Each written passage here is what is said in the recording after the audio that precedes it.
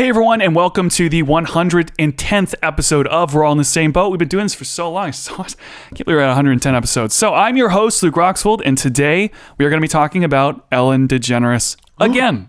Because everyone gave us a big reaction, and we didn't think we really covered it very well in the last episode, so we all did some research, and we're bringing it back. Today, I am here with Michael. Yo.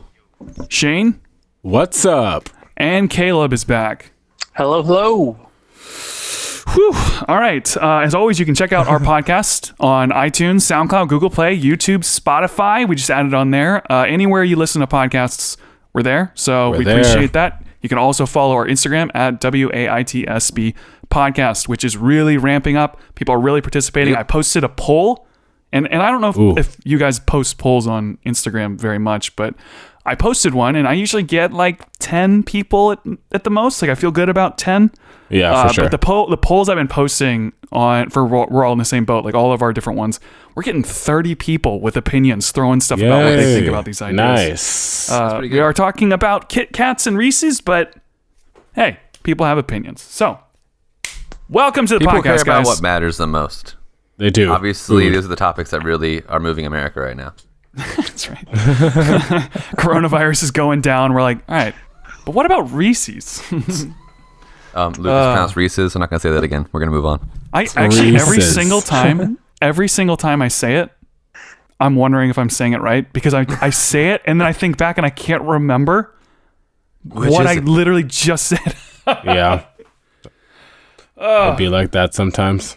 All right. So I do want to mention one little announcement before we jump into some of the topics. Ooh. After, for those of you listening who don't know this, the way that we record this episode or this podcast is remote, which means we all jump onto a Discord server and then record our audios and sync everything up and do all that stuff that I do. It doesn't matter. Okay. However, when we finish recording, when I go back to edit all this audio, a lot of people just jump into our little hangout section of our Discord.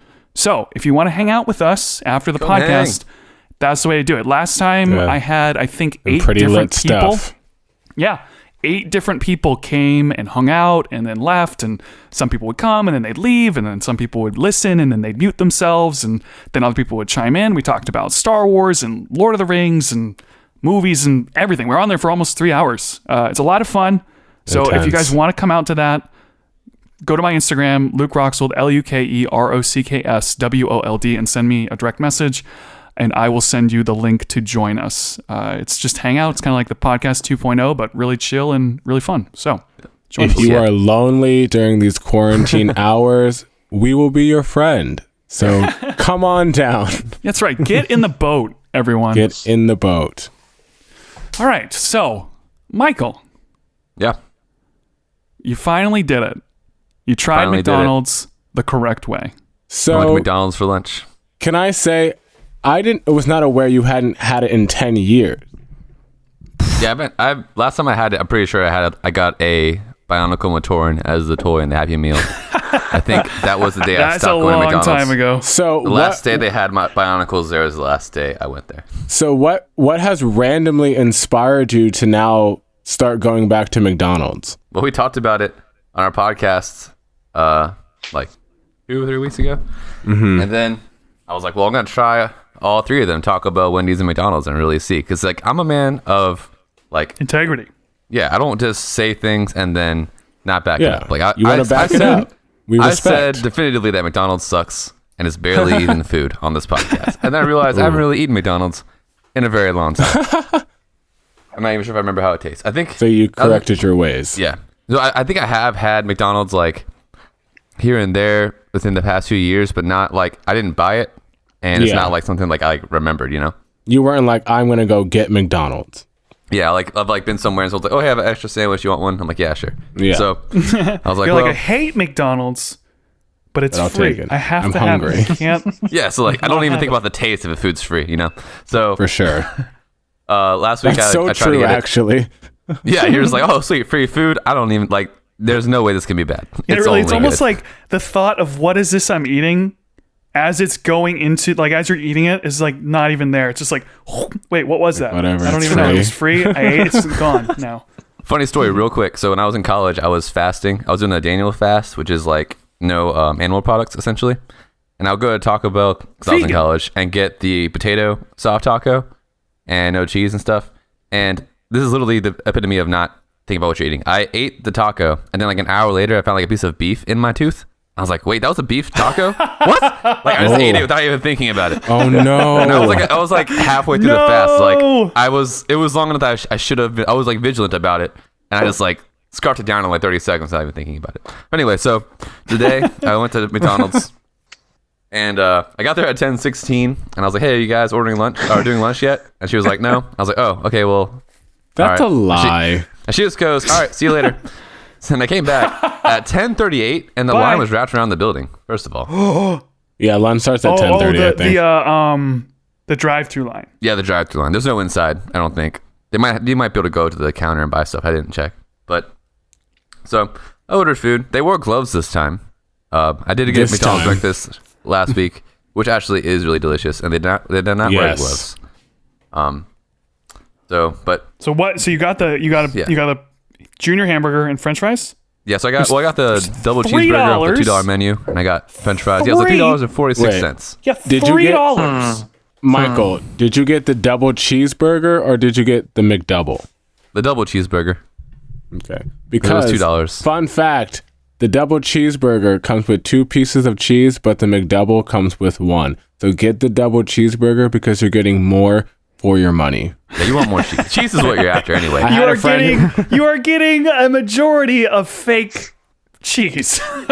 Yeah, one of my friends who used to work at McDonald's, she told me that. That's a pro tip. So you're good. saving That's like what I did 22 cents or something like that. And I thought about getting the Big Mac, like in the classic McDonald's food, but I've already spent almost $30 on this thing, on this fast food adventure. So I'm like, nah. Because dude, Wendy's was like $10 for the Baconator combo. Yeah, but it's so Yeah, but Chick-fil-A is like you're paying for the $8. quality. You're paying for the Chick-fil-A quality. is $8 though. Hold Because on. chicken is if you get cheaper a than beef. sandwich, hold on. But it's way better. Hold on. Anyway, Wait, yeah, go ahead. Wendy's, you got. We can't. Sorry, we can't take too much on this. But at Wendy's, you got the Baconator, fries, and a drink. Yeah. And then if you get those things at Chick-fil-A, it's only $8.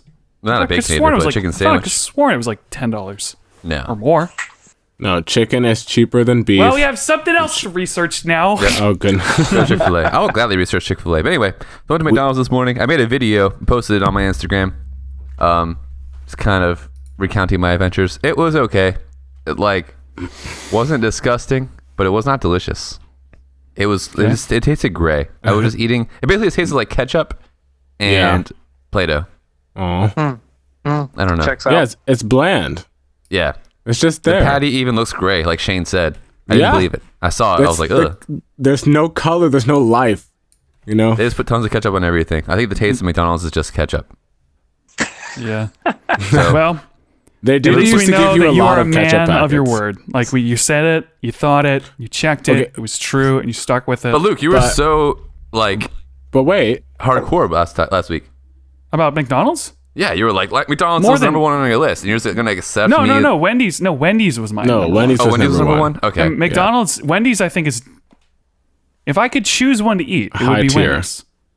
For sure, Wendy's is definitely Now, good. now, Caleb, you told me that Taco Bell has like higher quality food, which I believe in part.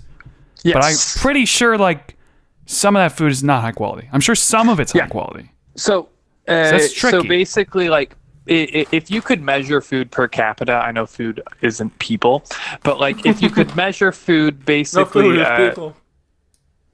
by the amount of food they have that is possibly healthy, Taco Bell is by far the healthiest possible fast food option. Oh yeah. And I'm not someone who like eats fast food a lot. And when I eat fast food, one of the first things I look, and I've commented on y'all's Instagram about this, but I look at health did. You first. you wrote a speech. paper A on paragraph. what you thought. A novel. These- A I was novel. like, this Yeah, is. I wrote- We basically said like it's a Baconator. It's got bacon and cheese. It wins. And you were like, well, if you look at the economics of the way these restaurants work, like, hold on, whoa. So yeah, let me expound on that a little bit then. I love So Caleb. if I'm gonna get fast food, the first thing I look at is health, which is why Taco Bell goes to the top for me, because there is a possibility, for example, to eat like really good vegan food there.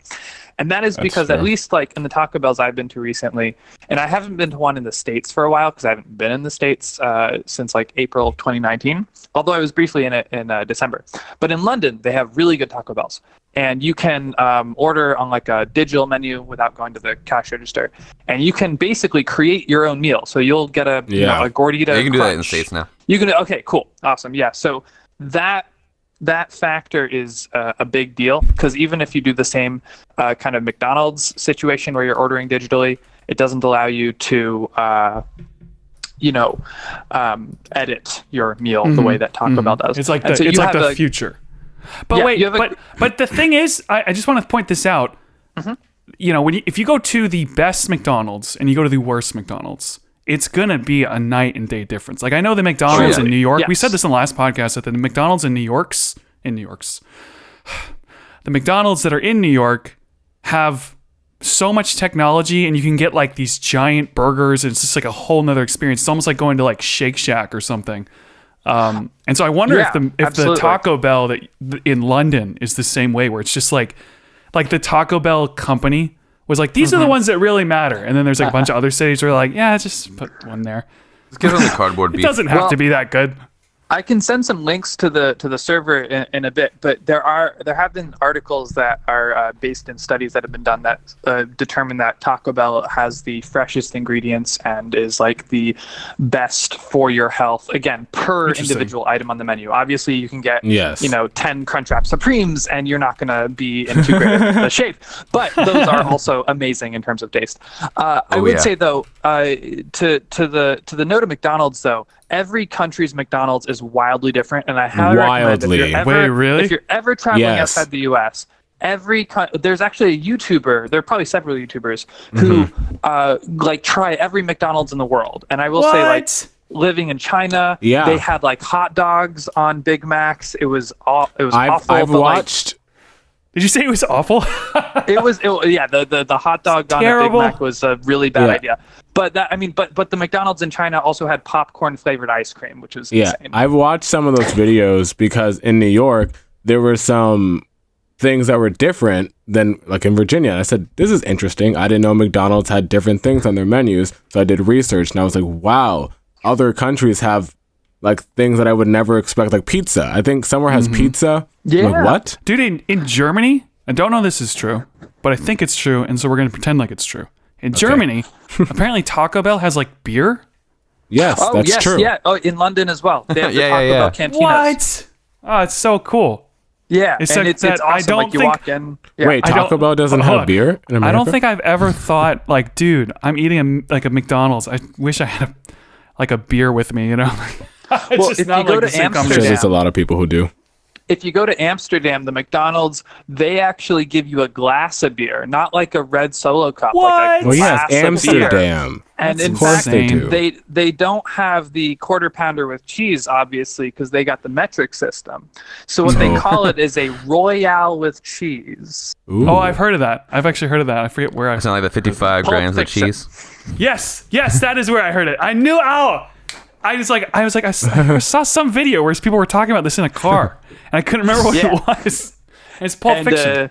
It's true, and it's true to this day. You can go to, I think Paris has it, Amsterdam definitely has it, and if you go to, there's a McDonald's in Rome, and I went in like 2010, so it's been many years, but last time I went there was a McDonald's in Rome that legit had columns on the inside and marble floors and waiters who came to your table, and it was like proper service. We get scraps here. We're nothing.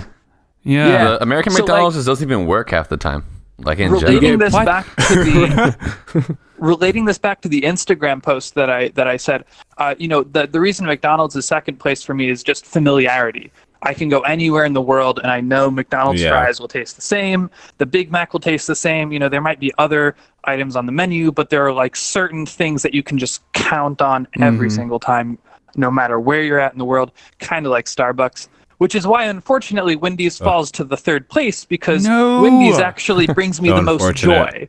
I will say per trip, Wendy's brings me the most joy. As it does, as it should. But it's like if I'm going to choose fast food, joy isn't always going to be the number one thing, and that's my reasoning. So we had like we're going to move on from this topic in just a minute here, but I want to kind of end up, I was talking to some people about like the Star Wars movies. Nobody on this podcast, by the way. And we're like, if we were going to rank these movies, all of them, all 12, how many are there? How many are there? It doesn't matter.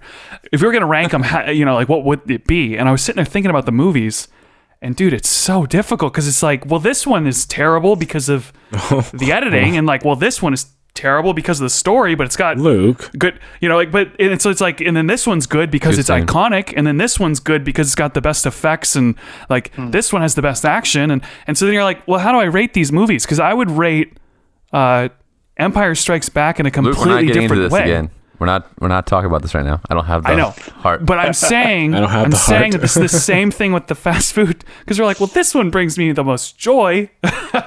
And I figured that's why we have to rate these movies. Like, which one do you like watching the most? That's it. So yeah, that's the ultimate way to rank something.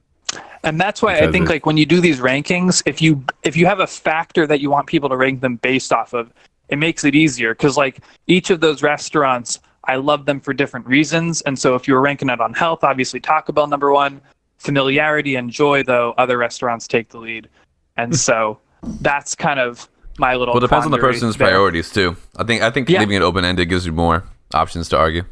True. And because different people rank like joy above familiarity, above health, blah, blah, blah. Yeah, totally and agree. Then it gives like a chance. What I thought was interesting to see like why people choose certain things. Like what you said, I'm like, you know what? I don't think about those things when I go. I think about what is going to make me bring joy. Like joy is my number 1. So it's funny that you like that's like your last option when it comes to food. I want to know what is going to make me satisfied after I eat it, where I can sit there and be like, you know what? Ooh, that was a good $8 I spent. I don't feel bad. I feel like for me, even though I love Taco Bell for the taste, I think it's also mainly the value. Because every single time I go to Taco Bell, I always get the box, like the cravings box, because it's always the most stuff for $5. Even if I want something else, I'm like, well, if I get that, I get that, and that's $5. Or I can get 4 things for $5 that I also kind of want. So instead of getting the thing that I really want, I'll just get the 4 things that I kind of want for $5. To be clear, too, I want to make sure y'all understand before we move on that when I say joy is third place for me with fast food, not with like normal restaurants. Oh, okay. Oh, for sure. Wendy's is the most joy out of any restaurant. If it's a real restaurant, you're not going there for convenience. You want it to be good. Mm-hmm. Exactly. All right. Let's move on to the main topic. Yikes. So how do we do this? I went through and watched some videos. I did some research on some of this stuff. I don't want to cover it like just back to back, so I'm going to say like a couple of things I heard about, and we'll go into detail on these. But the person took extra merch. There was the Mariah Carey pregnant incident. We're talking about Ellen right now. Yep. Yeah. So but like there's like tweets and then chewing gum and like this union stuff and the translator and like all these different stories. And gum. I'm curious what ones we all know about. But yeah, so sorry I didn't introduce it. We are talking about Ellen now. So last week we brought up, or week before last week, we brought up how Ellen Degeneres is a psychopath or sociopath. Sociopath. Probably a little bit of both, but according to Shayne and not according to me, she has tendencies. I don't think she's. Right. So, like Luke said, I also did a lot of research. All the instances that Luke mentioned, I've heard about or read or watched a video about, and I don't know. Shayne and Caleb said he had a big opinion on this. I want to hear what he has to say, because I'm kind of with Luke. Last week he was saying people like you don't okay. So Luke often goes, well, we can't know that for sure or whatever. And that's true. That's a good point. But at the same time, if you listen to any story about Ellen, it's always really dramatic for a situation that could be nothing, because she's also a comedian. Mm-hmm. Yeah. So half the things that they said is just like, oh, that's something that she's just doing to be funny for her show. So there's a good possibility that there's something Michael and I are missing. We will unpack these different things. How do you guys watch Ellen? No. Because I feel like if you don't watch Ellen in any capacity, you're not going to see. No, I mean, I just think up until now, I'm trying to figure out how she's different from like anyone else in Hollywood. You know, it's like Hollywood's a bunch of phonies. And, like, her. Okay, I'll say she's been funny and fine and nice. She's a nice lady. She is funny. and Well, fine. Caleb, what were you and going to nice. say, Caleb? Well, I'll say this, kind of two things. Well, a lot of things. But first off, I would, to Luke's point, say that, Ellen isn't alone in this. And I would also caution us all on using kind of terms like socio and psychopath, because those are technically terms that people get diagnosed with. But I get I get the feeling here. I think that what y'all are saying is she's a person with not the same personality that we get every day on her show. And I, like Shayne, I do watch her show quite a bit, and for a while I was a big fan of her. But my thing with her is that I think that she is parallel to Jimmy Fallon for me. And Jimmy Fallon, if you do any amount of digging into his personal background, you'll find a lot of stuff. I don't want to necessarily go into it because that's not what this episode's about. If you guys are interested, you can Google him. But there's a lot of dark stuff if you peel back even the tiniest veneer of Jimmy Fallon. The theory is that a lot of these people in Hollywood are just phonies. They're just actors. Well, they just act. And I do want to acknowledge one thing. I'll let you finish that in just a second. Definition, Google, sociopath is a person with a personality disorder manifesting itself in extreme antisocial attitudes and behavior and a lack of conscience. So I think it could fit for what we're talking about, but in terms of are we diagnosing her? No. But I think people exactly. What people have been saying sounds more like saying that she's mean, not psychopathic. But I thought I was missing something. Maybe the thing is that she's full of herself, and she values herself more than she values the people around her. Yeah, everyone does. Which, to be fair, I hate the argument I'm gonna have to make in this episode. That's psychonormative. But I was gonna say, while that's not good not true, behavior, Michael. it's not like it's abnormal. Ellen is abnormal. She doesn't care about her guests. Dude, I don't think any of these talk show care about their guests, just to say it, but I've heard really good things. So I have some friends in both California and New York who've worked on everything from Dr. Oz to Stephen Colbert to Fallon, Trevor Noah. I have friends who kind of run in those circles. And I've heard really good things about Stephen Colbert. I've heard really good things about Seth Meyers. I've heard iffy things about Jimmy Kimmel. But Fallon and Ellen are just kind of if you're going to measure it kind of on a statistical graph, you'd mark them as outliers in terms of what people say about them. Interesting. Who have worked with them. And so when comparing Ellen, we can't go into Fallon, so let's just stick with Ellen. Sure. When comparing Ellen to other talk show hosts, she is far worse, is basically the argument that's getting... Well, and she's unique too in that she's not late night, she's daytime, and she's essentially been crowned the queen of daytime. Yes. Former queen of daytime was Oprah, and Oprah is true to her essence. She is Oprah's an incredible person. I don't know about that. Well, I would say on if we're measuring her versus Ellen, I wouldn't trust Oprah, on a surface level for sure. Mm-hmm. Yeah, I wouldn't trust Ellen with Oprah with the presidency. I know there was that talk a couple of years ago. Obviously, but Ellen, I've just heard a very abnormal amount of just abject meanness to her staff in particular. There have been guests. I believe one guest was Paul Rudd. He was on her show and he was hanging out in the break room with the staff. And she literally came in, looked at the staff, looked at him, and said, "Why are you hanging out here?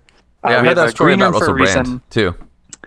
And so there was that. But there have been other things. I have a friend who she dropped her parking ticket in front of Ellen by mistake and went to pick it up, and Ellen said something super snide to her. And I just hear that you had a friend that said that. Yes, a friend that worked not on her show, but on the same lot that her show was recorded on. Mm-hmm. And so the issue kind of with Ellen that I've always had is she projects herself as the essence of humanity, so to speak. Mm-hmm. Not just as a comedian, but as someone that we want to look to and see ourselves inside of. The argument, I'm trying to make sure we're defining what we're debating or talking about, because I think that's part of where Michael and I kind of got off on the last episode where we talked about this, because we were like, wait, what is this proving? And we weren't really seeing it. And so it sounds like what we're trying to prove is that Ellen is potentially worse than most other hosts of shows that are similar, right? She's more towards the edge, like you were saying. And it's hypocritical because she preaches such a love people, we're friends, Yes. everyone's happy. And then, but then behind the sheet, she is, or behind the curtain, she's not that at all. Yes, and Yes. one more thing too, just on a more personal level with her, not just in regard to her show, but there's a lot of rumors, and again, rumors because I'm not living in Beverly Hills, I don't know them personally, but there are heavy rumors that she's massively controlling over her wife, Portia. Portia, if you're familiar with Arrested Development, blonde girl from that. And apparently Portia has wanted a baby for many years, and Ellen has essentially put her in a corner and said, you absolutely cannot have that, but you must live in my mansion because the prenup is apparently airtight. So if Portia leaves, she stands to lose a lot. And there have been a lot of articles, especially I believe in like Star magazine, where you have Portia leaving and then you have Portia coming back a couple days later. And there have just been, from people who have been keeping a very close eye on that couple, there's been like a lot of massive tension and drama in regard to that as well. And so I think like the greater conversation that needs to be had in general though is that like a lot of these daytime hosts are a lot more toxic than maybe America would like to believe them to be. Which I agree Ellen, with. And I think that's really the only thing that like can be proven here. None of us really know who she is at the end of the day, but there is, I think in my experience, like enough stories from a diverse enough group of people that I would tend to believe that over something more random. So I guess. I want to make a couple different points, not necessarily as objections, but more just as thoughts. So it's tough just hearing story after story after story, like this person said, and I have a friend, and this friend said, and they said, and then she was rude, and she was rude, and she was rude, and she was mean. The one I'm hearing is like, well, the wife one sounds much more concrete. Or are they married? Is that what it is? Yeah. Yes, So the they're prenup? married. Yeah. Yeah, so that one sounds a little bit more interesting to me because I know we talked, like, one of the things was like, I think it was Pharrell Williams was going to be on with someone else, and then that person in a sermon said like anti-homosexual stuff, and then they were like, oh, and then she cut her off the show, and it's like, Right. well, yeah, Obviously. even if Ellen, and let's drop anything about religion or anything about homophobia and all that stuff. If you're the host of a show, you have to be careful about who you're going to have on the show because especially when you're the one of the biggest talk shows in the world, if it's like, oh, well, Ellen is gay and then she had this anti-gay person on her show. What's that all about? That's so like making it seem, so like business move, I wouldn't have the person on either. Right. Yeah. And so that's not a good example. I think we all agree. The translator, did you guys see that one where the Asian, I think he was, where was that kid come from? Oh, yeah, the little like Asian guitar player guy. Yeah, yeah, and he had a translator, and she couldn't. She wasn't translating. I don't want to say she was translating badly, but I understand why you would get short because basically what happened is the kid says something, and then Ellen asks the kid a question. The kid doesn't speak English very well, so the translator starts translating, and she was translating for probably, I don't know, 3 or 4 sentences when Ellen had asked like, what guitar do you play or what do you play outside of this? And then Ellen was kind of like, hey, okay, I just asked one question. Stop. Why are you making it so complicated or something, and it played off. Yeah. But I do think Ellen was annoyed. But even then it's like me being a host of a show, I can kind of understand that like, okay, God, we got to move this on because this is the biggest show in the world. And I can't let it drag like this.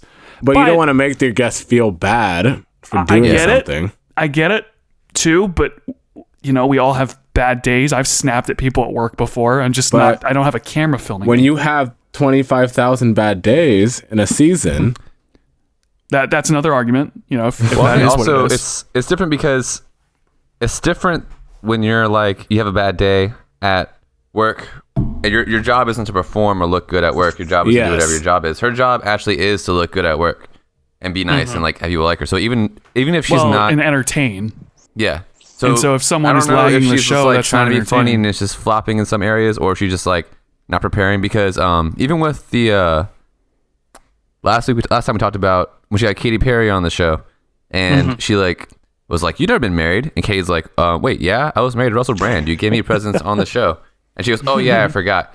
It's like, okay, yeah, a normal person would have forgotten. Like maybe if I was at work, I'd forget someone was married, but someone whose job it is to talk to people on TV I would have people be like, "Hey, tell me everything I'm supposed to know about Katy Perry.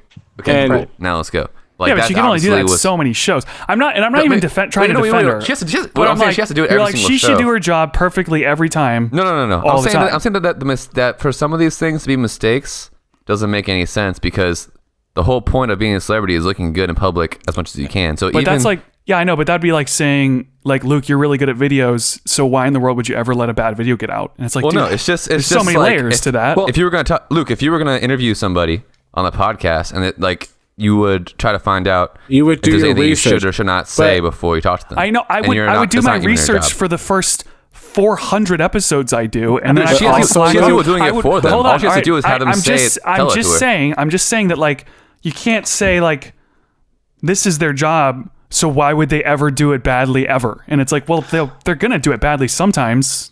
Yeah, we but I'm all saying do that our jobs badly sometimes. I'm saying that some of these things are not like the kind of mistakes that she would make. They're not like mistakes. They're weird, calculated jabs. Because, And I do feel also like, weird you know, calculated for job. someone who gets paid as much as she does to do her job, she does get held to a higher standard than, for example, most of us who, even for those of us who get paid handsomely for what we do, don't get paid the billions or at least hundreds of millions of dollars that she gets. So there is kind of like a different standard. And but there are also she, things I don't could think just be that there mistakes that I've should be. seen. I don't. Well, I don't know if I want to say there Yes, shouldn't be there a different should be a standard. standard. No. Listen though, but just because I don't know, it's like if you're a comedian, every comedian has good shows and bad shows. And it doesn't matter how many years they've been a comedian or how much money they make. Sometimes they're going to be on their game and sometimes they aren't. Yes. And so to say like, well, she makes so much money, so she should always be on her game. Because like right now we have a handful of examples that they're not great. She doesn't look great. She didn't handle situations very well. And I do think she's probably a jerk deep down and even out, to a lot of people. Like she sounds like she's kind of a mean person to people she doesn't really know and even people she does know. However, some of these examples I think we need to squash because I don't think that they're good examples. It detracts from the argument. All I can speak to is that in LA where she does her show, she's like kind of notorious for being awful to work for and in addition to that, just generally mean to those around her, even who she isn't working with. And then I have a friend who interned for Dr. Oz, which was an awful experience. And she moved to LA and she's now a screenwriter. And she had an opportunity to work with Ellen and she turned it down and said, I worked with Dr. Oz and I would never work with Ellen. Wow. So like, again, like I can't speak, like I'm not in Hollywood. I've never been to LA in my life. But I have enough people who work in the industry who've said kind of the same things, and none of these people know each other. And so all I can say is like all I hear about her are not great things. But again, have never. I want to know some. I don't know her, et cetera, et cetera. So that some of these comments from your friends, this is all before the tweets were coming out. These have been for like years. Like Okay, this has okay, been that's good. 'Cause that is more early as encouraging because 2016. the amount of waves of fame that kind of fly in and out of everything, where it's like, oh yeah. If I tell a story about Ellen that's bad, then I get attention and I get followers and I get clicks and likes and stuff. Okay, I'll do that. And it's like, dude, Luke, there's no way anyone would do that. Like, yeah, they would. People are insane. People will do anything to get fame right now. Right. Like on the Kevin Porter tweet thread, there was someone who said that she like spilled like hot soup on someone's face, which was obviously not a Right? Like everyone on heard purpose. about it. Right. By the way, Kevin Porter, if you guys Well, do you guys you know never who he know. is? The guy who started no. the tweet thread. Do y'all know who he is? No. Highly recommend him. Didn't he you- is just he Didn't does you a podcast post called about Good him? Christian Fun. He's very funny. Didn't you just post something about him on Instagram recently? May have. I don't remember. Possibly. But he's very funny. And I highly recommend you all check him out. He does for those of you who grew up in evangelical Christianity, he does a podcast that kind of like discusses all the like details that like people who didn't grow up in it wouldn't know. Everything from like Salty the Singing Songbook to the obsession with Switchfoot that a lot of Christians have for some reason. and Because they it's sold like, out on Jesus. it's like if you grew up in evangelical Christianity, you would appreciate this far more than the huge audience he has who didn't necessarily grow up in it. So highly recommend it. But he was the one who started the thread that kind of led to all these tweets about her.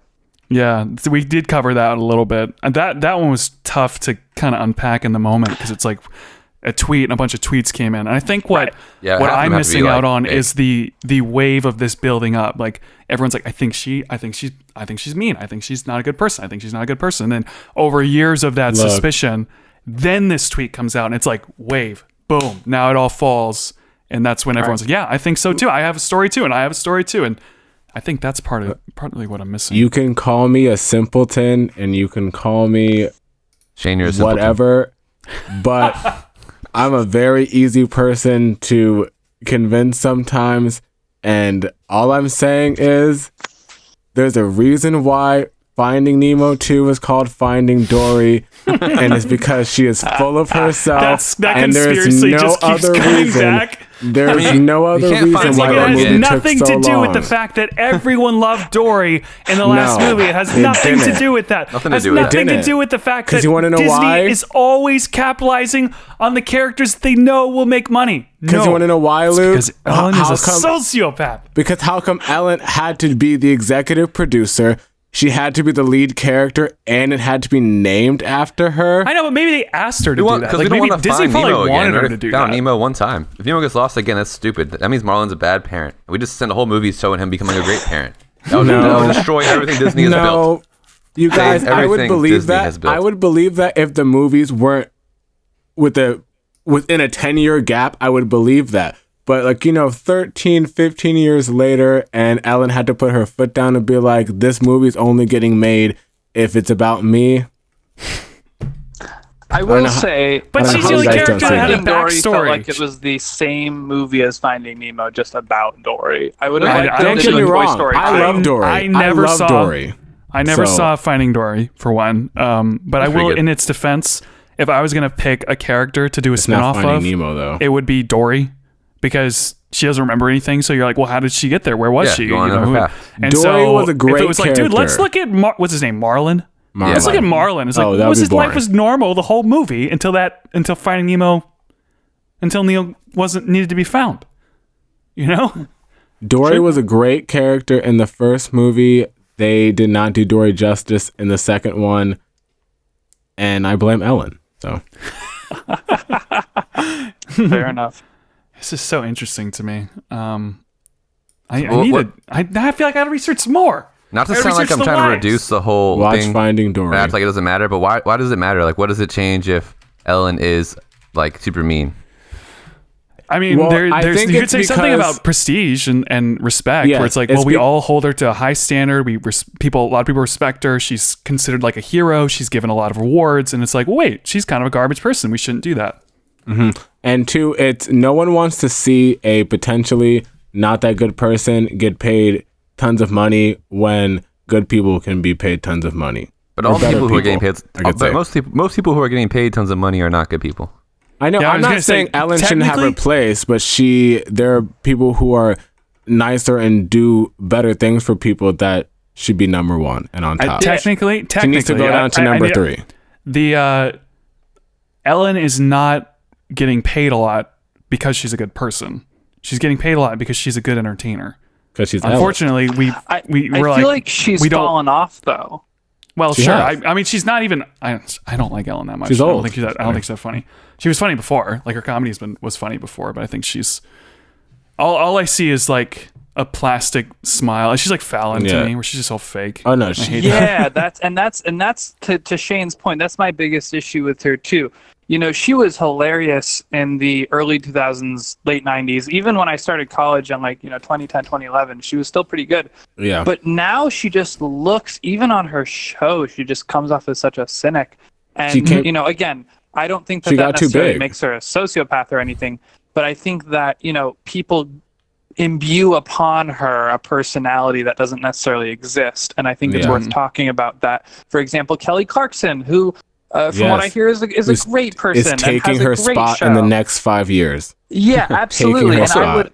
I would love her to do that because she seems, at least for now, and hopefully it remains, a pretty solid Yeah, Kelly's presence. always been Now, to be fair, genuine. also, Ellen is almost 60, so I don't necessarily blame her for getting tired Yeah, I was of like, Ellen's doing 62 this all years the old. time. I think that crazy. daytime television is a great. nightmare Oh yeah. to make your life, to make your Those early living up. days, every day. Yeah. Yeah, and it's so fake too. You know, I don't like. I've never liked late night or morning show or whatever it is that she does. Daytime, yeah.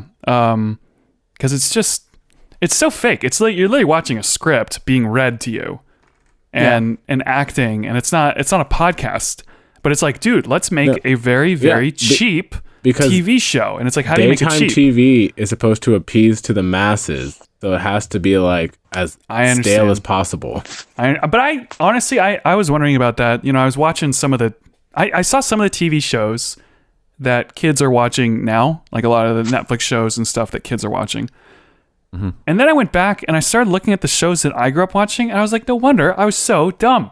Like, these shows are like the dumbest thing. Like, they talk to you like you're so stupid, and you're like, no wonder I felt like when I finally grew up and I was like, wow, I was such a stupid kid, you know, because like what these shows brainwashing were you shows, dude, all these shows that I watched like when I was 6 through. You must not have been watching good shows. Dude, some of these shows are like when your iconic. brain was developing. Don't even get me started. You know, it's just like, I don't know. I'm not talking about like the cartoon shows that we might get into later. I'm talking about like the educational shows and. Oh, okay, yeah. Well, justice for Out of the Box, because that show is great. I actually showed my kids at work. Awesome. I actually started showing my kids at work before, you know, we got canceled. Out of the Box, and they loved it. That's all they wanted to do. I said, see, y'all can like this 90s television more than you like the stuff that comes out now, because it was much better. Yeah, yes. 90s shows were good. Yeah. Also really weird. I don't know. I don't even want to think Between the lines is a little weird. So I don't know how to like make any sort of decision on Ellen. Or like I don't think we sort of all agree, I think. A lot of people didn't agree though. When I first brought up that we were going to talk about this on the episode, I literally had people message me and go, "How can you say Ellen is a sociopath?" And those people are brainwashed. Those people won. They won one of her Target gift card giveaways, and so they think she's the nicest person ever because they got a Target gift card. Who do we think isn't a sociopath? I hear Chris Pratt is not like he's a nice guy. Chris Pratt. Anyone else? Is a good guy. Once he made that speech, he made some speech at some award show talking about God and Jesus. I said, Chris Pratt is a real one, so he's not. Yeah. Well, he wasn't. I remember that, and he wasn't preachy either, so that was kind of nice. Yeah, he wasn't. No. Yeah. Ashton Kutcher, I hear, is a genuinely good person. I think he left acting to go pursue venture capitalism, but also some pretty good movements, in support of ending human trafficking, and to an extent, Dax Shepard as well. If you listen to the Armchair Expert podcast, but what if they also are just pretending to be nice like Ellen, and they just aren't on TV as often? How much do you think you can tell? You know, do you guys think that you can tell? Yes. With Dax, he is incredibly open about who he is, his entire backstory. He's his entire podcast is about being incredibly vulnerable. And so he brings famous people on his show and he breaks them down literally like it's a therapy session that we all get to be privy to. And he'll talk about being like, some I won't mention them here, because I don't know the sensitivity levels of your show, but he mentioned some very like sensitive personal stories, like it's no big deal. He's very open about all the things that make him who he is, and it really, as a listener, disarms you. And he'll bring on everyone from Pete Wentz to Jimmy Kimmel to Ashton Kutcher, to of course his wife Kristen Bell and all their friends. And I normally don't like celebrities on podcasts. Yeah, because I was going to say, when Rogan has a celebrity, it just feels like a talk show. That's been kind of like... Yeah, like Jamie Foxx was probably the most disappointing episode. Are you serious? I thought the Jamie Foxx episode was really funny. Well, okay, I'll give you this. It was funny, but I had seen him on a bunch of talk shows prior to that, and he was telling the same stories. He was telling her. So like he has that story about Kanye and Jay-Z, and like he had told that like 2 or 3 times already before he told it on the Rogan podcast. I do know, like with Jamie Foxx, he's interesting because I actually do think he's really funny. Like when his imitations that he does are really funny. He's a good actor. But you're right. If it's rehearsed like that irritates me because it's like, I feel like I'm just. It makes it not real. You know? Well, and also when Rogan has a celeb on, he kind of just lets them say whatever they want. He doesn't really push back at all, and I'm sure that's probably due to some sort of prearranged agreement of them pushing whatever they're pushing. I hate that. That ruins the whole point. You're like, you're supposed to. The fact that that show isn't live anymore, disappointing. The fact that it's like now they're trying to get all these. No, it hasn't been live since like Elon Musk smoked weed. Oh, really? They can't. He got too risky. I don't know. The sponsor said if, too risky. I don't know if that's what did it, but yeah, they're not live. They're pre-recorded now, which is like, dude, God. this wreck. Yeah, I don't know. I don't listen to Rogan so much anymore. I'm kind of annoyed. Yeah, same. about that. I haven't listened to him in months, if not years. Me I think neither. I'll listen to the average episode. Like if he has, like, for example, Bernie Sanders on, which would be wild. I was like, all right, I'll check that one out. But most of them are, I have no idea who this person is. I just Probably listen to I'll like the do ones of people that I know of. Otherwise, most conversations are just about aliens, basically, or just like random stuff. Oh, speaking of aliens, did you guys hear that? Like, Speaking the of government was aliens, basically like, oh yeah, there's aliens, and no one cares because we're all trying to live. We're trying to survive right now. I didn't hear about aliens, but I heard about a potential habitable planet a long, long, long ways from here that I'm ready to move to. Earth 2. Yeah, get me out. I'm like looking up. Sign me up for, See what sign you me up guys for the did. space program. Thanks, Caleb. I'm now looking up UFOs. Yeah, it's they're all real. They're all out there. And, I think the videos they confirmed were videos that people started talking about in like the mid 2000s. I think one of them was from 2004. And so the government was basically like, yep, that is officially approved as an unidentified flying object that we recognize as real. That's nuts. I Well, they just say believed in they- aliens for a while, I mean, so for me it it's would like, make sense because All they they brought confirmed was that the Corona. video was real. They didn't necessarily say it was aliens. Right, video I is real. know, but They're very, for the like- for the meme, I just said that. But But it do you might guys be. believe I in mean, aliens? it's- Michael, do you believe in aliens? I think it's Honestly? it's definitely probable, but I don't know if we've actually like seen real evidence yet. It would make sense because this would be like it's a book, but it's a movie too called The Wave, and this would be the exact steps that happen in that book. First, you have the disease that comes and wipes out a little bit of people. That's Corona, and then no. the aliens move in and they start with phase 2. So I mean, phase 2 Actually- might be happening.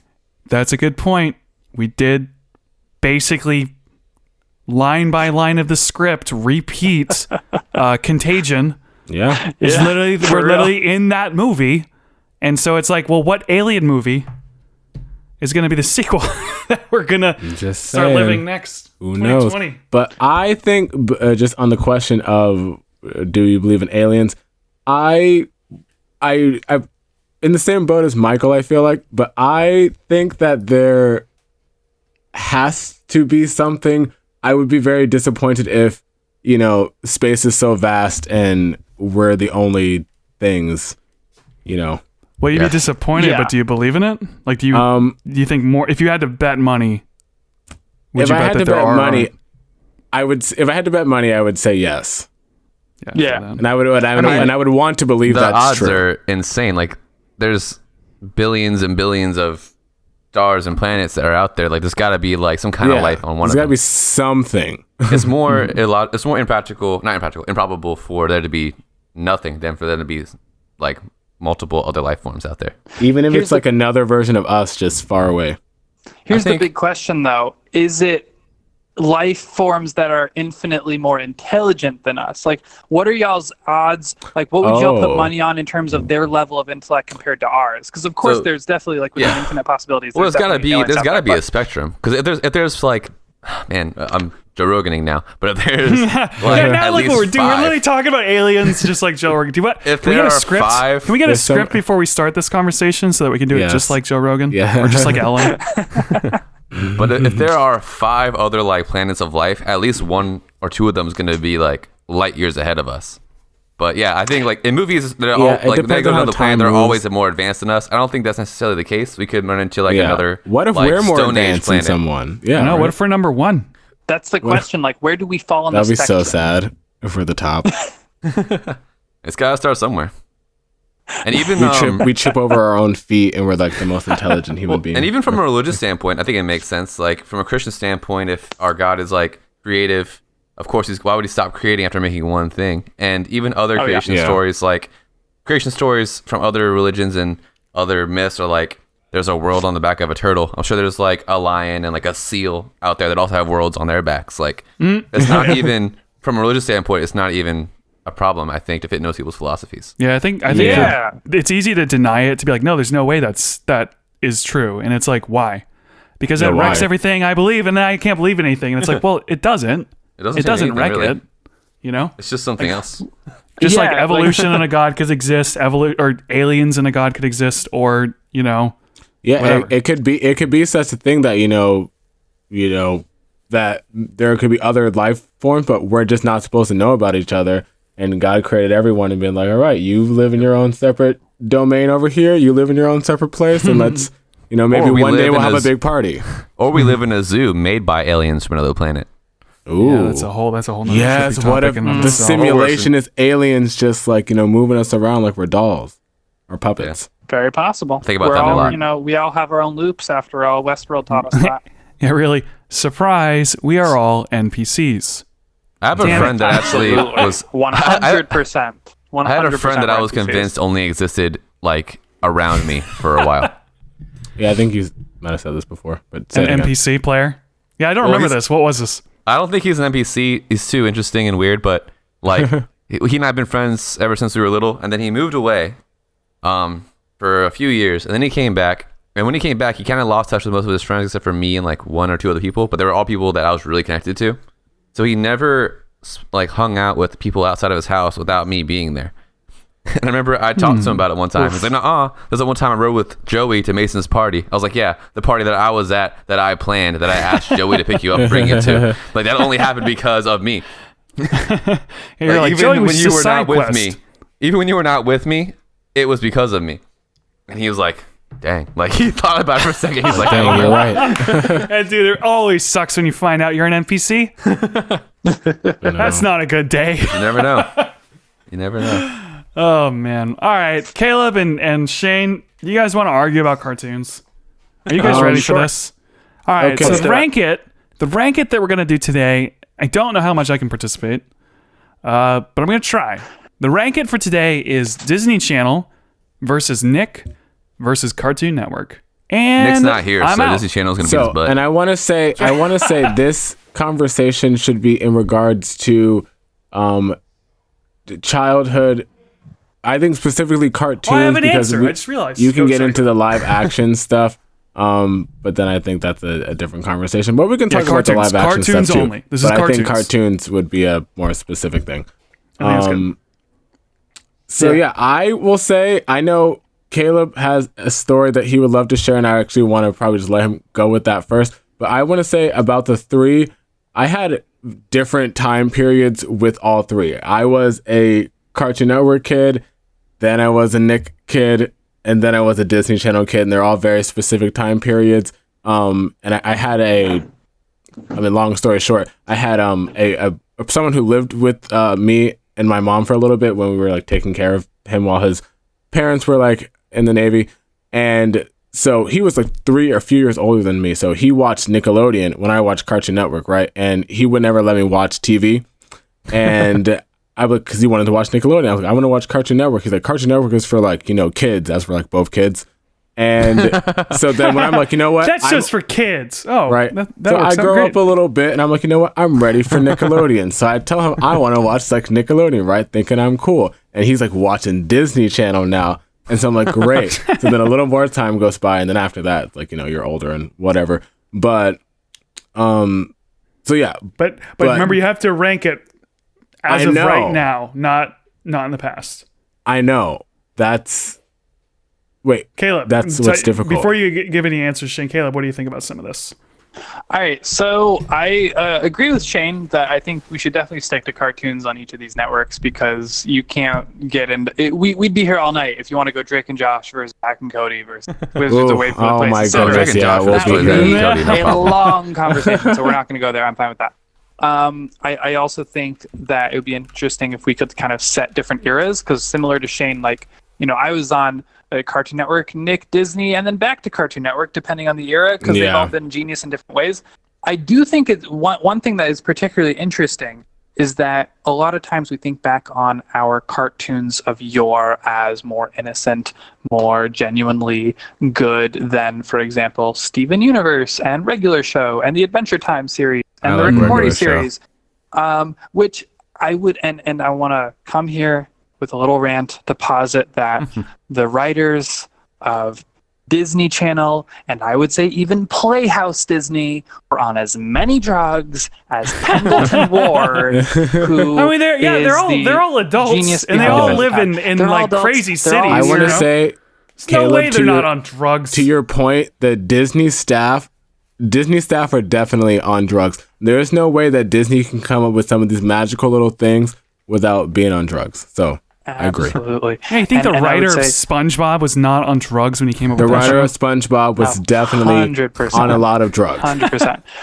And like, quick Actually, plug do you know for the backstory of SpongeBob, Luke? No, go ahead. Oh, yes, I do actually, but go ahead. Go ahead. No. Oh, well, just basically, I don't want to take too much time on it, but basically, SpongeBob is this like nice, innocent little sponge, right? Before, it was planned to be this more R-rated Adult Swim show, and it was supposed to be, SpongeBob and Patrick were supposed to be like gay for each other, and Patrick was supposed to be like an actual like remedial person, and then it was supposed to be just basically a more adult version of the show. But then I forgot, someone came into the process and they saw more potential with it by making it more cute, and I think they made the proper I was going to say, we'll start with this. They were right. But I think it might have been some people on the Rick and Morty team, and they took some of those ideas and put it into that show. Wow. All right. But yeah. Okay. So Caleb, so drugs, writing, kid shows. Before I get into my because I have a rant about Playhouse Disney that I want to give you in a second. First, wanted to just make a quick plug for the this new show on Netflix that I just discovered called The Midnight Gospel. Cartoons are still alive and well. This is a new show by Pendleton Ward of Adventure Time, and it's about a kid who meets the president of Earth, who loves drugs and meditation, and they go to different versions of Earth, and they do podcasts with like the different inhabitants of the different Earths that exist in parallel universes. It's called The Midnight Gospel. It is a beautiful show. Yeah, now how do you come up with a really script like that without drugs? Are you like, what? That's, you know what I mean? I mean, that's 100% like Duncan Trussell is one of the showrunners, so huge drug influence. But when we were kids, I don't know how many of you were into the show, PB&J Otter. It ran from the years 1998 to 2000, and it was a really innocent show. As a kid, I watched it between the ages of 6 and 8. And I was like, this is great, this is dumb, whatever, this is fine. But I rewatched the series finale today. And why was I watching it? I don't know. It just came up to my mind. I realized Disney Plus didn't have it, so I decided to scour the internet. The only episode available is the series finale. And it was just... It is the strangest show. So I'm just going to read to you my notes from while I was watching the show. And this is kind of the synopsis. Here we go. So first of all, these are a bunch of animals, mostly otters, live on Lake Hoo-Ha. That is the name of their place. And it's weird that Lake Hoo-Ha was the name of the place when my mom was mad about Bikini Bottom. This is way worse. Let's start with that. True. Lake Hoo-Ha is going to be demolished, though, by Mr. Big Dog, who's a Texan businessman who's actually a bulldog. His idea is to give everyone mansions if they let him turn their land into an amusement park. This is a $1 billion construction deal. And so you think he has all his paperwork in order. Turns out he doesn't. Turns out he needs all the locals' permission. So he tells them all, you have exactly 16 minutes to decide if your homes will be demolished or not. And everyone's like, okay with it. There's no law and order. There's no structure to this universe. It is a structureless universe, and it's insane. It's a floppy universe. And how do they stop Mr. Big Dog from creating this monstrosity? Oh, well, the children decide they're going to do something called the Noodle Dance. And they decide to just start dancing around. And eventually they get a good idea. And eventually they convince him that rocks and waterfalls are worth saving. Their noodle is their brain, yes. And it is just one of the most insane episodes of television I've seen in a long time. I compared this single episode with dialogue and everything else. I compared it to any episode of Dexter's Lab that I'd seen. And there were very few episodes of Dexter's Lab that were as weird as this. Well, Dexter's Lab was weird, but it wasn't like, we're going to dance to find the answer because he was a scientist. You know what I really liked about Dexter's Lab? Real quick before we go into Dexter's Lab, I do want to say that it is very obvious that quarantine is happening The fact that you could do this, like, Yes. I you had thought of the the time, show, yeah. and then I started looking for it, and then you basically wrote a paper on the show episode. It's like your brain is like, I need to do things, I need to create, I need to build, you know. It's great. It sounds like you could make a YouTube video on what you just said right now. I Like nearly write it out, did. script, read it out, and then just throw B-roll all over it, and you're done. Yeah, You know? there you go. You're another one of those. Regular David Dobrik. Those analysis Dobrik. videos. All right, Shane, what were you gonna say about Dexter's Laboratory? I was gonna say about Dexter's Lab. That's Cartoon Network, right? Yes, Dexter's Lab was Cartoon Network, and you know how Dexter's Lab had the little, I don't know what the technical name is, but the little side shows. The main one was with like the three heroes. I don't remember who they were called. So they had another side show with his arch nemesis, which I believe his name was Mandark, and they both had pets. They both had pets that somehow through some experiment got superpowers, and they were, I think it was Ducky and Monkey. I think they were just the name of the animals, and there were I think 2 to 3 episodes where they would have these like full on like enhanced powered like fights like with these two ducks like mech and this suits and monkey stuff. in super suits. Huh? I was saying, yeah, they had like mech suits and stuff. Yeah. And it would be like, that was like my favorite thing about that show. And I was like, I need, like, do they have toys of these two characters? Can I get these toys so I can reenact these fights? And that was my favorite part about Dexter's Lab, and I wanted more of that. All right, we gotta get some ranking out here. Okay, I'm gonna throw mine out. You want me to throw mine out, or are you guys gonna throw yours out? 'Cause I've figured out what I think mine are. I have two to really. Go ahead first, Luke. Go ahead. All right, so I didn't watch a lot of TV when I was younger, so I can't really chime in a lot, but I'm trying to think of the little shows that I watched and then the quality of them. And I'm going to say, out of the cartoons, I think Nick was the best. Because I remember, well, it's tough though, because I remember when I was younger that I thought Spongebob was super funny, but then Fairly Oddparents was like the show that nobody talked about. That just killed me. Every time I watched it, I thought it was the funniest thing I've ever seen. What? Everyone that show is so funny. Fairly Oddparents is so funny. So I'm like trying to go between Cartoon Network and Nick. But like I was watching, literally recently, I watched, someone was showing me like an episode of SpongeBob or something. There's a lot to quote from that show. Like as silly as it is, and it is a kid's show. Dude. I mean, there's just so many, dude, there's so many like lines. Even in the episodes that people are like, oh, these are the new episodes, they suck. I was watching one. I was like, dude, there's some lines that I could take from this episode and say for anything. Like they're such good lines. Yeah. Or you'll watch an episode and you'll find like 8 different quotes people say all the time. Yeah, that obviously and came it's from clever. That like there's certain points where I'm like, all right, that was a good joke. Yeah. You know, I'm an adult. I'm like, oh, that was actually smart. Yeah. Right. So I think I'm gonna say Nick, and then with a close second would be Cartoon Network, because things like Teen Titans, like that show was intense. Yeah, Teen Titans. Watching that show when I was a kid. The original Teen Titans. Woo. And so what's at the bottom? Disney, because I don't know any Disney shows. I don't care. I feel like I hated Disney. Disney's like indoctrination. I can't even think of any Disney cartoons. Trash. I watched some Disney live action shows.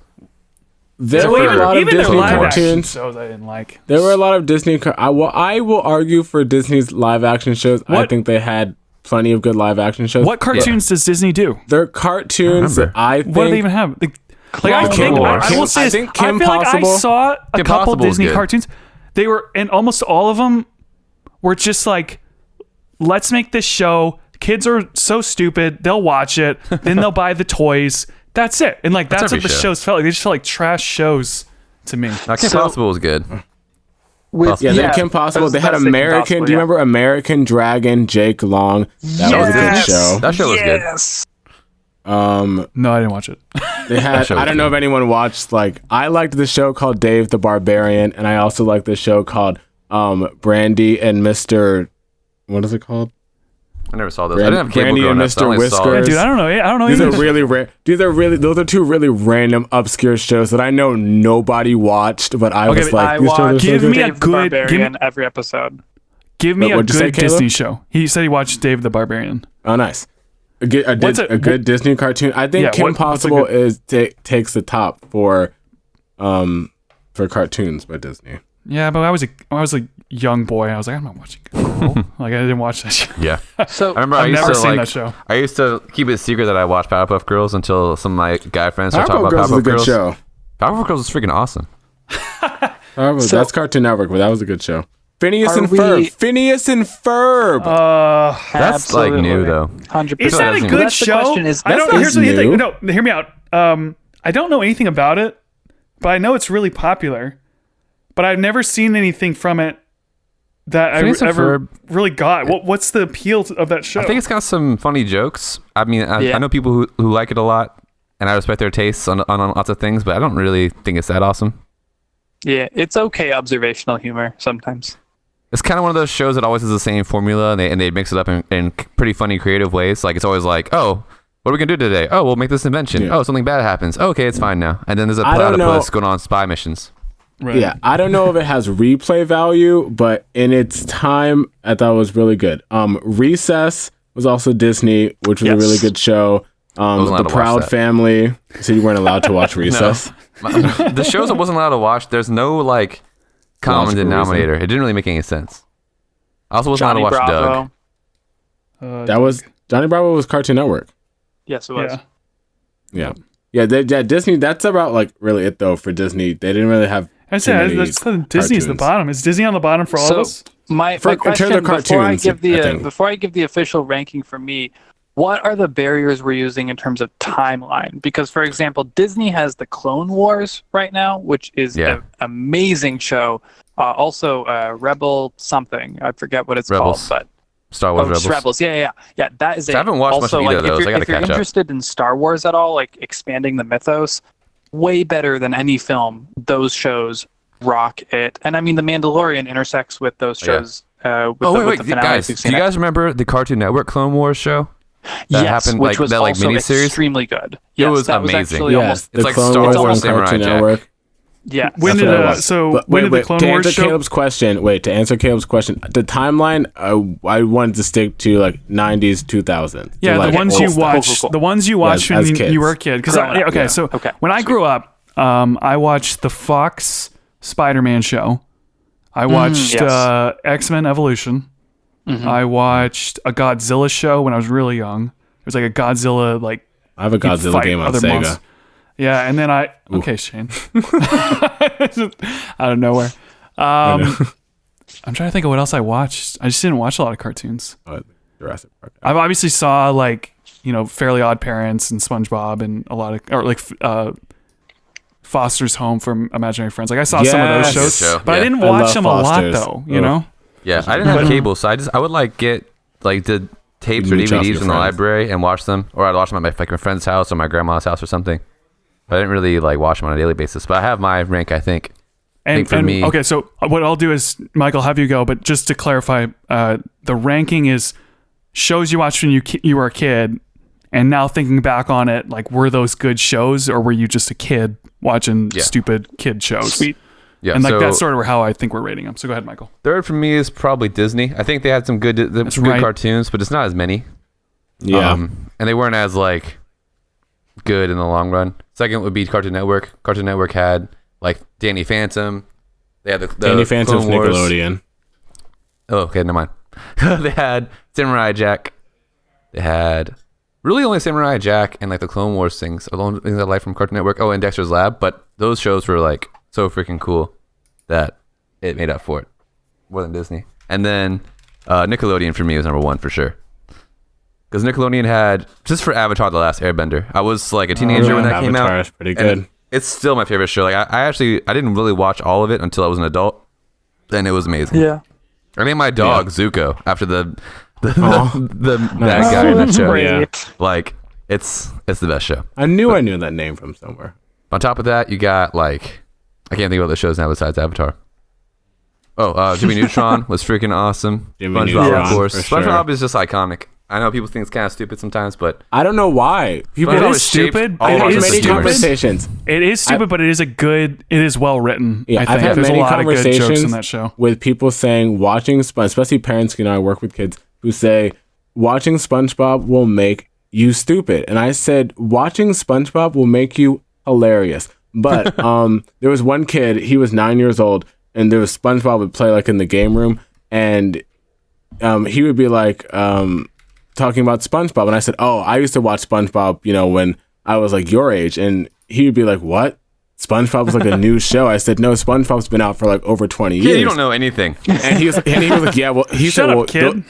but the punchline is, I said, "No, SpongeBob's been out for like over 20 years," and he said, "Well, those were like the black and white episodes." I said, "The black and white episodes?" I said, kid. I said, Shut "Color is up, not kid. color is not Black a and new white thing. episodes. Oh my Color is not gosh. new." But I think that we grew up with black and white TV. My So God. funny. It's like you're just looking at the kid like, no, what? No, go do homework. You watch too many of the shows Luke grew up watching, or it's stupid shit. yeah. All right, so go that's ahead, your Caleb. ranking, Michael. Caleb. So yeah, Me? Disney. Cartoon All right, Nick. so I would say similar to Michael, I would say Disney kind of at the bottom. Didn't have a whole lot that stood right. out to me aside from the Playhouse Disney that I already mentioned. Roly Poly Oly, pour one out for that show. Oly, yes. That show was good. Yes. The breaking out Roly into the Poly TV Oly. show with the animation. We didn't have a lot of computer animation for that show on television. It was solid. But there wasn't a whole lot aside from that. Second place for the era of my childhood would be Cartoon Network, for the single reason that my parents didn't allow me to watch most of it. So I didn't get to watch a lot of Johnny Bravo and Dexter's Lab until why were you I not was allowed? The Cartoon Network was kind of darker in general. I wasn't allowed to watch a lot of it either. It was my parents' reasoning was that it was just kind of the kind of humor they didn't want me interacting. Dude, so like Johnny Bravo. We all was had like- the same parents when we were that age. did- Because I remember I my did not mom. have the I same literally remember parents. someone saying Bikini Bottom, and my mom being like, "That's really gross. I can't believe they would say that in a kids show." You Yes, know, that and was- like, that was and my then, mom for sure. but here's the thing. You look at some of the Cartoon Network shows. now. Those things are nuts. Like Courage Well, the Cowardly Dog. I'm getting to that. Yeah, Yes. show's Very scary. Dude, many that adult show, so man. many that adult freaked stuff. me out so bad as a Courage? kid. Oh What? yes, Let me- Luke. Yes, Yeah. yes. Nightmares. Good Nightmares Lord. for sure. So He has holes in I- his teeth. He's all just it's like that- gross and weird. There are many episodes that with- have given me nightmares. I want to get to like how Cartoon Network has evolved in a moment, but like Cartoon Network for me, I would probably put it at the top given what I know now. But as a kid, I just didn't interact as much as Nickelodeon, which, as you guys have kind of said, is pretty much the most iconic and the most like long lasting. Of like, And it's like for the example. best for kids too, I think. Yeah, it's just yeah, like I the would best say shows. for sure. Fairly Odd Parents was awesome. Danny it was. Phantom, awesome. Danny Phantom, Everything that came out of good. Nickelodeon was perfect for the age range. Now, I will say Cartoon Network has evolved the best. I think that the Foster's Home for Imaginary Friends evolving into the regular show Steven Universe yeah. Adventure Time era. If you've ever But seen, aren't those like those Over aren't the so much Garden kids Wall, shows though, right? Like but Adventure they Time are doesn't kids really. shows is the thing. They Like are. they Is it? are like they're aimed directly at children, but they are thought regular really, shows really like for great teenagers. for They're adults. just Yeah, I really- thought regular they're show really was smart sort of shows. edgy. It was more like It is isn't it in edgy. Adventure Time too, right? But it's the kind of thing where it's edgy, but it's also funny that enough that kids will enjoy it. Yeah, but so you know can how- watch it when you're 10. I'm It just trying comes to like on during their kids' time block. right. so. Hold up. But so like you have Rick and Morty. Well, let's even go further than that. Rick You have and like Morty's Adult Family Swim, Guy, isn't it? right? Rick and so Morty's you have, not for kids. So you have hold on. You have like Family Guy, which is like adults. And Then South you have Park. Rick and Morty. Yeah, and South Park's even further. But it's like in terms of like maturity of how old you should probably be when you watch these shows. It's like South Park, Family Guy, Rick and Morty, and then way down on the other side you have like these regular kid shows like Powerpuff Girls and all that stuff. But what I'm trying to figure out is, isn't Adventure Time a little bit closer to Rick and Morty than it is some of those other Not at all. shows? No. Really? Definitely not. No, it is. What much closer about to Powerpuff regular Girls. show then? Regular show would be a bit above Adventure Time in terms of Yeah. maturity level, but the thing I'm getting at is the kids can get it. It's like Shrek, right? We all watched Shrek as a kid, and we missed more than half the jokes. However, we yeah. can all now watch Shrek again as adults and laugh our asses off, and yet That's right. if we have Whoa! kids, our kids would Yeah. love to watch Shrek. Yeah, And and Adventure so Time it's- is kind of on the edge sometimes, but it's kind of like subtle humor where they make kind of like inappropriate jokes. Yeah, like it's a lot of it's I wouldn't even call it innuendo. I would say that like there's some just like topics and themes that they deal with that might be above the kids' heads, but there's enough like fart jokes and like dumb things and like unicorns that like, I could put a toddler in front of Adventure Time and they would get it. But I think that they're much more smartly written than the schlock that like Disney throws at them these days, which is just total garbage. And Nickelodeon, I would say, has definitely fallen off as well, whereas Cartoon Network has risen up. And I think given the kids, like there's a really great it was a viral YouTube video for a while, and it was, I think, from Steven Universe. I'm pretty sure it was from this, where there's a kid that's like hooked up to Twitter. He like literally has like a plug from his mouth going into their version of Twitter. It's not actually Twitter. And the kid's like, what's happening to him? And he's like, well, he's downloading all the information he's ever needed to know. And he's like, well, why would you need that? Well, he's becoming something called a social justice warrior. And they do this whole very funny commentary on social justice warriors where they essentially mock it ironically. And as a child, you would find it funny. You don't know what's going on, but as a teenager, it just sounds like a funny like superhero name. Exactly. And I just think that things are they're challenging kids. They're helping them grow up, but not in a way that like The Simpsons did or Family Guy or South Park. Which like if you caught that as like a 14-year-old, you were really being exposed to stuff that like you weren't yet ready for. True. And like South Park is on like a whole nother level of that too. And I would say as an adult, I think South Park is great. I think it's very smart. I think that it's probably the smartest of the satires, but it takes growing up to really understand most of what they're trying to do. Yeah, and they hide it and they nest it in like all this disgusting stuff. Like the Walmart episode is probably one of my favorite ones in terms of just like social commentary on what Walmart does to a society that it moves into.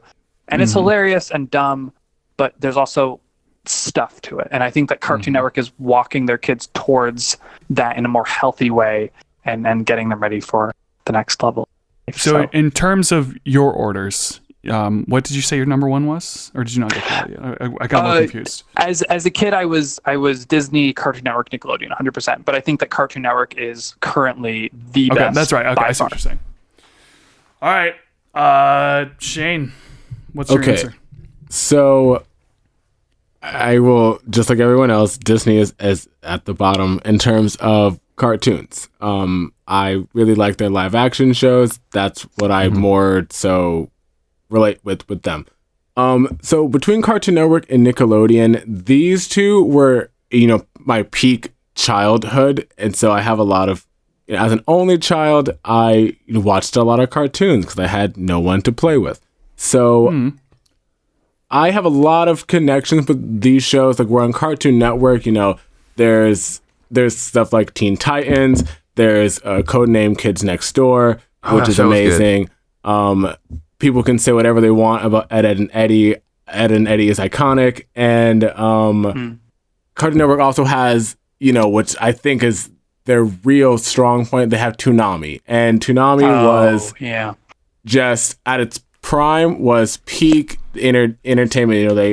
They had a lot of anime, which is not something that was Fighting Foodons on there? Yes. That show was cool. I believe so. Does this count? Hold on. Does this count? Toonami? Toonami is a part of Cartoon Network. Yes, it's Cartoon Network branded. But, I don't know. No, but I'm looking at it now. It says it's on Adult Swim, but maybe now. Wasn't it? But didn't they just take anime shows from Japan and just play them? I don't think that really counts. So they had their own original programming. Like one of my favorite shows that did not get justice was Code Lyoko. Oh, okay, I'm looking at this. Hold on. Sorry, Shane, I'll let you go in 1 second. So I want to stay on this. So it says Toonami is an American television programming block that primarily broadcasts Japanese anime, but occasionally American action animation. So what was some of their American shows that they played? I mean, you're asking me off the top. I wouldn't know because I just been like 15 years since you watched it. But so it used to be as a part of Cartoon Network. It would come on like at 5 o'clock, after you get out of school and everything. But then they got rid of Toonami, which I don't know why, dumb business decision, Cartoon Network. And then they brought it back, but then put it on to Adult Swim.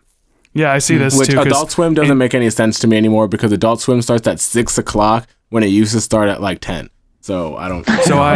So I'm looking at it right now, and it looks like from 1997 is when it started. And had stuff like Thundercats, Dragon Ball Z, Thundercats. Beast Wars. What else on here? Yu-Gi-Oh is on here. Yu-Gi-Oh. Justice League, Batman. Wasn't that a and then in watch video? 2000.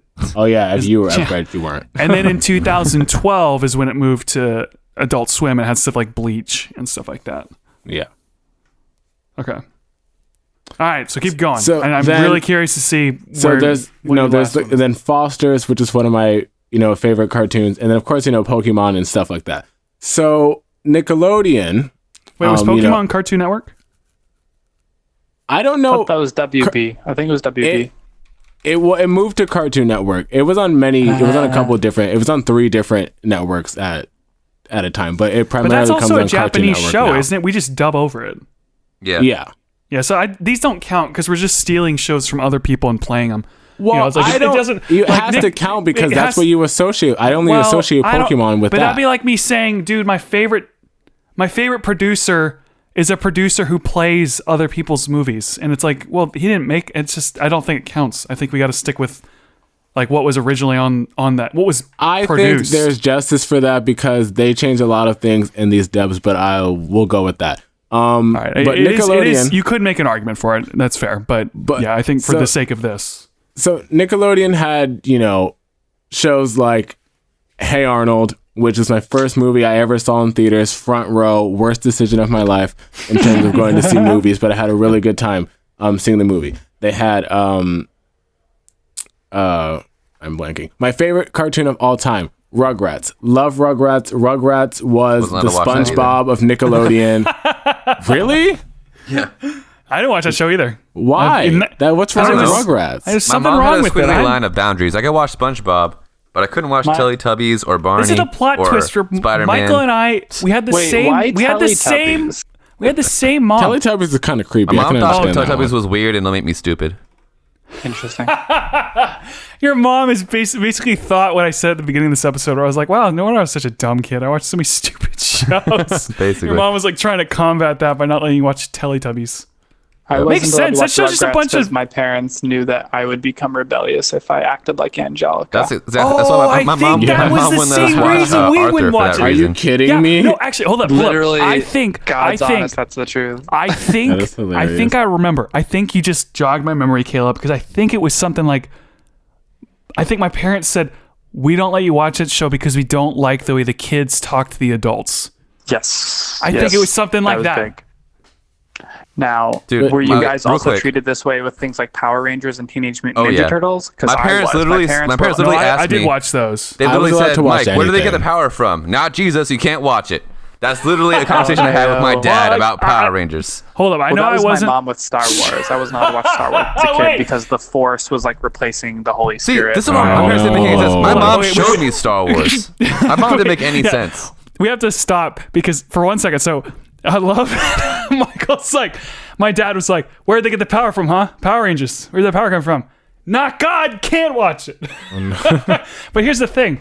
I remember with Star Wars, I was allowed to watch Star Wars growing up. But we Yeah. weren't allowed to watch Harry Potter growing up. And then same. we were allowed to watch Lord of the Rings, but then not. Like, it's like, wait, what? Yeah, this is You quickly can line watch- of that boundaries. doesn't make Actually, I have any a funny sense. story about Lord of the Rings. So I think I said before that when I was a kid, I just assumed if it looks cool that I probably can't watch it. I remember the Lord of the Rings movies came out and it looked really awesome. So obviously the devil was in it. And one day, like Yep. I was like 8 or whatever, and I got up in the middle of the night to get some water. My parents were watching Lord of the Rings, and I was like, "What? Uh-oh. What are you guys doing? This is bad." Got him. And they go, "No, it's Got okay. him. Christian wrote the books." I This was is like, "Oh, really?" This is the same. You're literally telling my life. That happened to me too. I was like, oh, this is like Harry Potter, right, Mom? Evil and bad. And then she's like, no. And I was like, wait, why is this one okay? And then all of a sudden they were just watching it. And I was like, oh, this one's good. And then I watched it and loved it. But it's like, Yeah, I remember Yeah. it not making doesn't sense. make any sense. And then you bring to your parents, well, J.K. Rowling is a Christian, and they're like, yeah, but she's British, so it doesn't count. Not literally probably saying Catholic, that, it's but not the like, same. she's Anglican, and there was always this That's right. argument in my church where it was like, well, Harry Potter is especially bad, and they then would follow it up with a really stupid argument that made no sense. Saruman was Yeah. much worse than Voldemort. I think it was just that Harry Potter was closer to like witchcraft than Lord of the Rings. Lord of the Rings is just like good versus evil, but then Harry Potter was literally a school teaching you how to be a witch. Yeah, and it was like they were called witches and warlocks, and like the words. This is the words they were using, I think. Shayne, let's have you keep going. Sorry, you're just like reminiscing childhood that I've forgotten. So I just want to say, on my Cartoon Network list, Dexter's and Powerpuff Girls are both great shows. But Nickelodeon, I said Rugrats. Of course, Fairly Oddparents. We talked about Spongebob, but it also has stuff like Cat Dog, which I enjoyed. The Wild Thornberries, which I still reference a lot. Rocket Power, which is really good. Of course, Jimmy Neutron, Avatar, and all that stuff.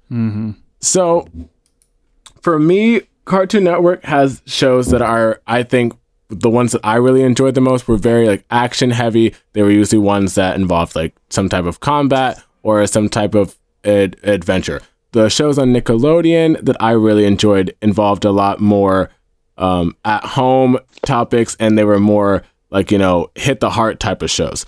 So with saying that, ultimately I like the stuff that's going to make me feel good the most. So I think ultimately I would enjoy the Nickelodeon. I enjoyed the Nickelodeon programming more, and that's what I would think I would show my kids more than the Cartoon Network stuff, even though I'm still going to show my kids plenty of Cartoon Network cartoons. I think Nickelodeon wins for me in terms of overall. Whoa! So we all agree? Quality for we're all the same. Agree. Oh, wow. Yeah, and it's funny, and that's because in its heyday, and what Caleb said too, in its heyday, Nickelodeon just was so on point with its branding, with the type of content that it was putting out and the direction it was going towards, like, their audience of kids. Their because even with their live shows and their gaming, programming stuff like Double Dare and things like that, and the what's the other one where they would go into the treasure? Oh my God! The Temple Quest, or the Temple one, whatever. Something. Yeah. So they just were so on point with their direction, and that really impacted me as a kid. Whereas Cartoon Network was just more a mesh of really good cartoons that didn't have a clear direction, but they've, what Caleb said, have grown the most, because Nickelodeon kind of is trapped in a SpongeBob rules the world type of situation, and Cartoon Network has gotten more expansive. So I would say Nickelodeon at the top, like Cartoon Network, and then Disney. So this conversation has kind of opened my eyes to like the different cartoons that are out there, and I'm comparing them. I'm kind of looking them up online right now, some of them. And I think the thing about the Disney shows is the Disney shows, a lot of the episodes that I saw of Disney shows was like Disney was sitting in the room and they're like, wow, we have a bunch of commercials for a bunch of toys we'd like to sell. I guess we better make some TV shows that we can put around them so the kids will watch them. And then that was it. Loves that merch. It was like bare minimum. What can we do to make a bunch of dumb kids watch our shows and watch our commercials? But then, like, you watch Nickelodeon or Cartoon Network, it actually felt like these shows were shows that they wanted to be good, and they wanted them to be quality content, and it just shows. I think it really shows. Do you guys watch like current cartoons, like Netflix cartoons or Hulu cartoons? I watch One Punch Man, which is technically anime, but not really anything else. So Netflix has 3 very good, just normal cartoons, and then of course you can hit up Crunchyroll for. I won't even get into the anime conversation. There's unlimited's there, but Big Mouth, which is a show co-created by John Mulaney and Nick Kroll, is endlessly hilarious and also very, very good in terms of educating young people in, essentially sex education for kids. But it's like done in such a way that like it's actually educating them, but it's also hilarious, and it's much more for adults than it is actually for kids. But it's one of those things where so many friends of mine were like, I wish I had this in high school, because there are mistakes that I may have made, and or like things that I thought you should do when you shouldn't do it. And this is just a show that like is an honest conversation about kids growing up, having puberty, not afraid to talk about any of those situations, but it's done tactfully and it's done hilariously. And I mean, if you know anything about John Mulaney or Nick Kroll comedy, it's exactly what you would expect. And then BoJack Horseman is probably the most well-written cartoon of all time. That is absolutely, I would say, by far the best. Really intense. I don't know anything about it. It is very intense. There's like it's a cartoon. Obviously, it's very raw. And there's some endings to some episodes. I'm not going to say much details, but where you're just like, whoa, whoa, did that just happen? And you're like, whoa, man, that was a dark moment. Like that was a serious thing that just happened in this cartoon, and it's pretty nuts. Yeah, absolutely. And if you want some like, mindless modern comedy, F is for Family by Bill Burr is very, very, very funny. All on Netflix. Netflix comedies, as far as cartoons go, very solid. Yeah, good stuff. Some stuff for people to check out. I can't say anything because I haven't seen it. Except for BoJack. BoJack is intense. All right, guys, let's wrap up this episode. We all agree. And now I'm curious to see, like, if we post this on Instagram, people are going to agree with us on there. Like our fans aligned with us. Okay, plugs. Michael, let's start with you.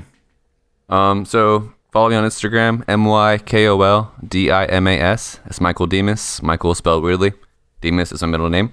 Follow me there for everything that I do. I got some music I'm working on. Post my demos whenever I'm kind of working on an idea. So if you want to kind of be a part of the process, let me know if it sucks or not. They're usually in my stories. Other than that, I'm doing some guitar lessons online. Hit me up on there as well if you are interested. I'm doing a special. You buy 4 lessons up front, you get 1 free. Nice. Do it. Awesome. Shayne, what about you? Yep, you can follow me on Instagram and Twitter, Mr. McCatty, MrMCCATTY, to keep updated with me. And then you can listen to my podcast, the Pop Talk Podcast, where you listen to podcasts. Search Pop Talk Podcast, talk about pop music, pop culture, and all that good stuff. Nice. Caleb, what about you? Yeah, so you can find me on Twitter and Instagram at KaleGuts. That's spelled KALEGUTS. But I'm not big into plugging social media. What I do want to plug is a book I'm reading right now called The King of Warsaw. It is one of the most baller, like amazing books I've read in years. And it's like, if you're interested in anything Scorsese ever did as a filmmaker, it's like that, but book version. One of the most incredible plot twists of any books I've ever read. Everyone, pick up The King of Warsaw. It was just translated into English like a week ago. You can get it on Amazon Prime. Even if you're quarantined, they will deliver it to you. It may take a bit longer than normal. What was the language originally? Polish. So it's a Polish book. Okay. Nice. Yeah, it's huge. Everyone here was super into it. But I was hearing about this book for like 2 or 3 years. I knew aspects of the plot. People didn't give it away, though, and I was dying. I got my hands on it the first moment I could. I actually had to order it from Amazon in Germany because Poland, where I'm at currently, does not have Amazon. So I got it from there. And anyways, it's a great book. Highly recommend it. And then obviously, of course, Jeffrey Epstein didn't kill himself. Dude, it's insane. I didn't think about what it'd be like to be in COVID without Amazon. It's a situation. You got to navigate a lot of websites you don't know the language for, and use a lot of Google Chrome. Thank God they translate websites perfectly. So, that's awesome. Also, plug Google Chrome if you're in a foreign country. That's right. Yeah, and not Internet Explorer. That's stupid. I'm not going to go on this long because we got to end. But man, as a developer, you have to program for Internet Explorer all the time, and everything literally works in every single browser. And then it doesn't, and that's stupid. And it's like, well, can we just not build for it? Is that okay? And it's like, no, because our clients are old, and they all use Internet Explorer. Like, dang it. That's a shame. I hate that browser. Not Chrome even is great. So about Internet Explorer, just a really quick thing. When I was at work the other day, and I had to pull up YouTube, I was like, okay, where's Google Chrome? Obviously, that's what I do, right? And then the screen comes up, and all I see is Internet Explorer. I said, oh, this is not happening. I immediately go to download Google Chrome, just as an instinctual thing to do. And then someone's like, it's already on there. I said, then why is it not the default? What is wrong with you people? But the same thing too. I just, I know I said I was not going back to Apple anytime soon, whatever. I got a new Mac, and the first thing I did was download Google Chrome. Well, at least Safari is decent. Safari's actually pretty good on Mac. Safari is decent, but it was so cool because everything just transferred over. I just signed it to my Google account, so everything was just already there. So that was pretty dope. Yeah, I love that. Okay, let's wrap up. So sorry, I just had to go off on that little tangent because I get angry at work about it all the time, and I just got to let it out on my podcast. Okay, so you can follow me on Instagram at LUKEROCKSWOLD. I post polls, pictures, videos. I've been kind of getting a lot more active on it lately due to the quarantine. So if you want to see what I'm doing and interact with me, and once again, like I said, we are doing a post-podcast hangout after the episodes. And if you want access to that, you have to go to my Instagram and just message me there, and I'll send you a link. It's a private link, so it's like a link. You can't get this online. You have to get it from me. But if you message me, I'll give it to you. You can join us and hang out. It's really fun. VIP only. Yeah, it's about right. I have to vet you, and I can kick you out too. So I won't, as long as everyone doesn't try and destroy the work that I put into this. So cool. Thanks, guys, for being on the episode. Let's wrap this up. Stay at home. Listen to our other episodes, everybody. Thank you for listening to this one. Let us know what you think about Ellen, and let us know what you think about Disney Channel. Do you feel the same as we do? All right, guys. And Outro. Outro.